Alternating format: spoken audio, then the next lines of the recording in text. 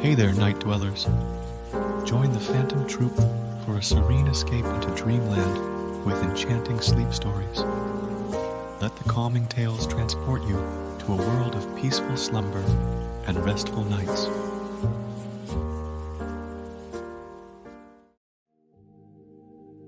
Hey there, earthly adventurers. I'm Gabriel, your guide through the uncharted territories of mystery and ancient wonders right here on our home planet. It's a pleasure to have you on this journey with me. Tonight, we're diving into a thrilling exploration that intertwines tales of extraterrestrial intrigue and the enigmatic secrets of ancient civilizations. Before we immerse ourselves in this captivating narrative, take a moment to release the weight of the day's events. Inhale deeply, allowing the earthly concerns to fade away. Exhale, embracing the comforting calm that surrounds you.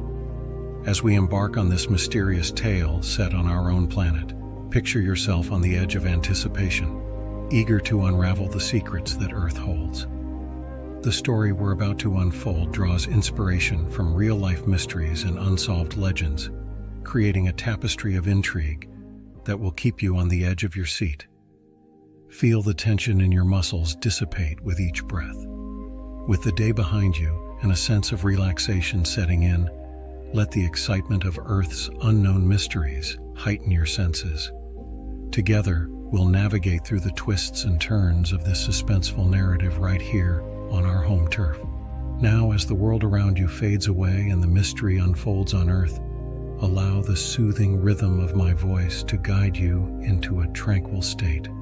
Stay tuned as we step into the mysterious unknown, where every moment holds the promise of revelation, right here on our familiar yet mysterious planet.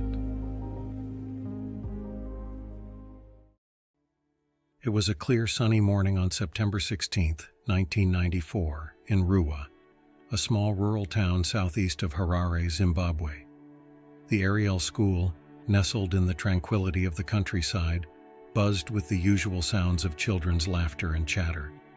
The school, which catered to both local children and those of expatriates, was a melting pot of cultures and languages, a unique educational haven where diversity thrived. At around 10 a.m., the school bell rang, signaling the start of the mid-morning break. The children, ranging in age from 6 to 12, eagerly poured out into the playground. The younger ones ran to the swings and slides, while the older students gathered in small groups to play soccer or chat. As the children played, a group of older students noticed something unusual in the sky. At first, they thought it might be an airplane, a common enough sight. But this object was different. It was a bright silver disk moving silently across the sky. The object seemed to hover, reflecting the sunlight in a way that caught everyone's attention. One of the older boys, 12-year-old John, pointed to the sky, shouting, "Look, what's that?" His friends followed his gaze, their games forgotten as they stared at the strange object. The disk seemed to descend slowly and deliberately towards a field just beyond the school's boundary. By now, the children were all looking at the sky. The silver disk, which had initially appeared distant, was now close enough for them to see it in detail. It was metallic and smooth, with no visible markings or windows. The object made no sound as it descended and landed near a grove of gum trees at the edge of the playground. The children, curious and excited, ran to the boundary fence to get a better view. They watched in awe as the disc settled gently on the ground. It was then that they noticed movement near the craft. From the disc emerged several small figures. They were unlike anything the children had ever seen. The beings were about 1 meter tall, with large heads and large black almond-shaped eyes. Their bodies were slender, and they wore tight, shiny black suits that seemed to shimmer in the sunlight. Sarah, a 10-year-old girl with a vivid imagination, was the first to speak. "They look like aliens," she whispered to her friend Lisa, who nodded, her eyes wide with wonder and fear. The beings moved with a grace that seemed almost otherworldly. They did not walk so much as glide over the ground. One of the beings approached the children, stopping at the edge of the grove. As the being approached, the children felt a strange mix of fear and fascination. They wanted to run, but were rooted to the spot, unable to look away. The being stood there, gazing at them with its large, penetrating eyes. It was then that the children experienced something extraordinary. Several of them later described feeling as though the being was communicating with them telepathically. They didn't hear words, but rather thoughts and images that seemed to appear directly in their minds. The messages were clear and urgent, warnings about the environment, about humanity's use of technology, and about the need to care for the planet. Emma, a bright and sensitive 9-year-old, felt tears come to her eyes as she received the being's message. She felt a deep sense of sadness and urgency, as if the being was pleading with them to understand and act. The encounter lasted only a few minutes, but it felt much longer to the children. The beings returned to their craft, which then ascended silently into the sky, disappearing as quickly as it had come. The children stood there staring at the empty sky, struggling to process what they had just witnessed. Once the initial shock wore off, the children ran back to the school building, their voices a cacophony of excitement and fear. "Aliens! We saw aliens!" they shouted, trying to explain what they had seen to their teachers. The teachers, who had not witnessed the event, were initially skeptical. However, the children's accounts were so detailed and consistent that it became clear something significant had happened. The headmaster decided to contact Cynthia Hind, a well-known UFO researcher based in Africa, for assistance. Cynthia Hind arrived at the Ariel school the following day. She was greeted by a group of anxious and excited children, eager to share their experiences. Hind began by interviewing the children individually, asking them to describe what they had seen and felt. Despite the children's diverse backgrounds and ages, their stories were remarkably consistent. They all described the same silver disc, the same small beings with large eyes, and the same messages about the environment and technology. Hind was struck by the sincerity and detail of the children's accounts. She also asked the children to draw what they had seen. The drawings were strikingly similar, each depicting a silver disc and small beings with large heads and black eyes. The consistency of the drawings and the children's descriptions left little doubt that they had all witnessed the same event. Word of the Ariel school incident soon reached Dr. John Mack, a Harvard psychiatrist renowned for his work with people who claim to have had encounters with extraterrestrial beings. Intrigued by the reports, Dr. Mack traveled to Zimbabwe to conduct his own investigation. Dr. Mack interviewed the children, spending hours listening to their stories.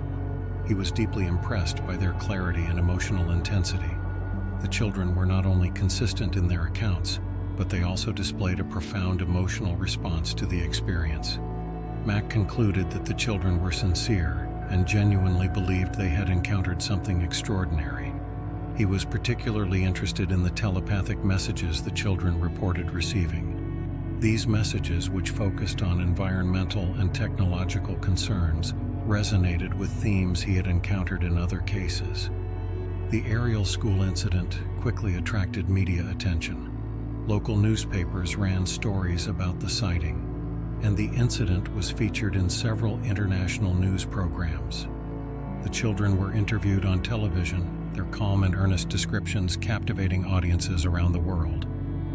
Public reaction was mixed. While many were fascinated and believed the children's accounts, others were skeptical. Some suggested that the children might have been influenced by science fiction stories or by each other. However, those who investigated the incident, including Cynthia Hind and Dr. John Mack, were convinced of the children's sincerity. In the years following the incident, the Ariel school sighting continued to be a topic of interest and debate. Researchers and journalists revisited the story, conducting follow-up interviews with the children, who were now adults. Many of them maintained that their experiences were real and had a lasting impact on their lives. Several of the children described how the encounter had influenced their views on the environment and technology. They felt a deep sense of responsibility to care for the planet, a message they attributed to the telepathic communication with the beings. Some of them pursued careers related to environmental protection and sustainability, driven by the urgency of the messages they had received. The Ariel school UFO incident remains controversial. Skeptics argue that the children's accounts could be the result of mass hysteria, imagination, or influence from each other. They point out that young children are highly suggestible and could have created a shared narrative based on a combination of their own fears and influences from popular culture.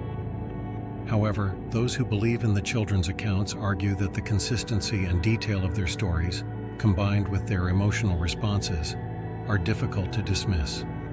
The fact that the children came from diverse backgrounds and had no history of fabrication adds weight to their testimony. The Ariel School UFO incident stands as one of the most compelling cases in UFO history. It is often cited in discussions about the credibility of witness accounts, particularly those involving children. The incident has been the subject of numerous documentaries, books, and academic studies. For the children who witnessed the event, the experience remains a defining moment in their lives. They continue to share their stories, hoping that others will listen and understand the importance of the messages they received. The Ariel School UFO incident is a story of wonder, fear, and profound mystery. It challenges our understanding of reality and invites us to consider possibilities beyond our current knowledge. Whether one believes in the extraterrestrial nature of the encounter or not, the sincerity and passion of the children's accounts leave a lasting impression. The incident reminds us of the boundless curiosity and openness of children, who, in their innocence, may be more attuned to extraordinary experiences than we realize. It also serves as a call to care for our planet, a message that resonates deeply in an era of environmental challenges. As we reflect on the Ariel School UFO incident, we are reminded of the power of human experience and the enduring mystery of the unknown. It is a story that continues to inspire, challenge, and provoke, inviting us to explore the boundaries of our understanding and to remain open to the wonders of the universe.